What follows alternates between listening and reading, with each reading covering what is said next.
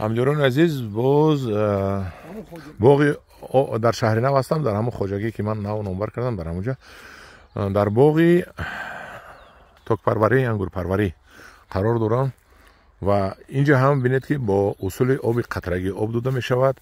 من این شلنگ آب قطرگی گذاشته است و در اینجا تگمچه آب قطرگی را موندن که می چکد در هر یک نهال و حاصل بستنش رو بینید. ولی آدما میگن که نه قطرگی نمی شود. های من با ماه ایول وقتی که پخت این انگورها، این انگور حسینی سیاه بود است، چریکک سیاه من میبیویم بنوار میگیرم با شما نشون میدم که نتیجه آب قطرگی چی است. من اینش همین چریکک سیاه ببینید چقدر بستگی، چقدر زور بستگی. این سالی گذشته همش خنک زدگی بود، این با برقرار شد تاکو این بستگی رو ببینید. اینش هم آب قطرگی در همینجا یک تگمچه دارد، از همینجا آبش میریزد در نزدیک کنده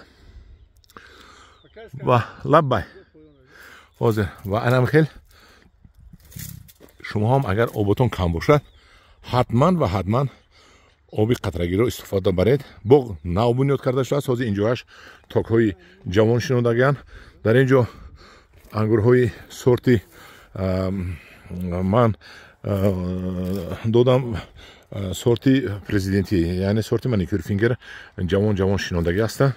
خدا خواهد این کلام میشد اینجا پور میکنیم. من خدا خواهد زیر نظارت میگیرم این نشون نمایش رو، این باغ رو و همه چقدر قوی داریم صرف میکنیم که این باغ نمونوی شود و با شما نشون دهیم که ما از ایتالیانسا کم نیستیم. ایتالیانسا آبی قطرگی قطعی استفاده میبرن، ما یگان کم بودی نداریم نظر به ایتالیانسا رو، اروپایی رو. و اینو ببینید که چقدر آدم زیادی در کار نیست. یک آدم همه سرشته میکند. من باغبانشون همه همین ده خودش گذاشته خمتو کرده است، آب داده است. اینجا ده آب بند در کار نیست، جویبار در کار نیست، آب قد جویبار زمین نمیرود، زمین رو نمیشویند.